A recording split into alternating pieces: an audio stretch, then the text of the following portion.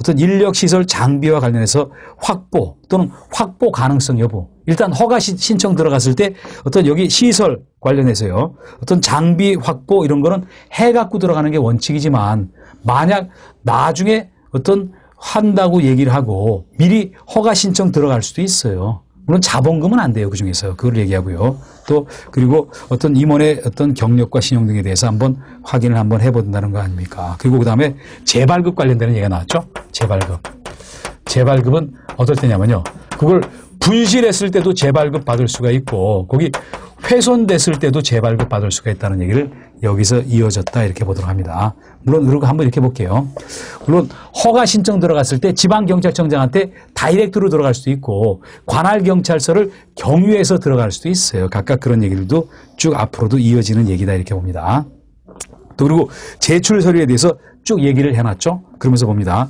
법인의 정관 일부. 정관이라는 거는 그 법인에 어떻게 운영해 나갔다는 그런 지침을 얘기하는 거예요. 그리고 임원 이력서 한 부도 들어가야 되고 경비시설 장비 확보계획서 뭐 이런 따위가 제출 서류에 해당이 된다더라 이렇게 봅니다. 이제 그리고 뭐 그 다음에 한번 볼게요. 뭐 등기사항 중에서 확인과 관련해서 이거는 한번 제가 이렇게 얘기를 드려볼게요. 지금 어떠냐면요. 법인 등기사항 증명서 확인 관련되는 거 얘기를 드립니다. 법인 등기부 어떤 확인 이런 거는 한번 이렇게 얘기를 드려볼게요. 어떤 이거는 일종의 행정편이라고 볼 수가 있어요.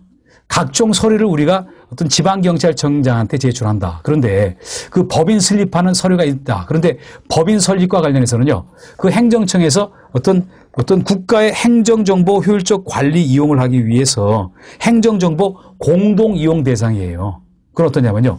관련되는 공무원이 국가의 어떤 행정정보 사이트에 들어가서 그 법인의 내용, 등기부 등본을 확인할 수도 있고 출력을 할 수가 있어요. 그렇게 하면은 민원인 입장에서 굉장히 편의를 줄 거 아닙니까? 그게 바로 밑에 나와 있는 법인의 등기사항 증명서 확인이라는 얘기라는 거죠. 물론 이때는 어떠냐면요.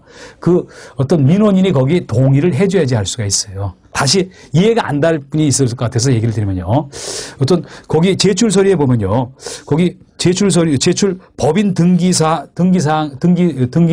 관련되는 사안들이 있는데 그걸 법인 등기부 등본을 떼지를 않고 관련 공무원이 그 행정기관 사이트에 들어가서 확인할 수가 있다라는 얘기를 여기서 했다 이렇게 봅니다. 이제 그리고 그 다음에 진짜 중요한 거는 어떤 얘기냐면요.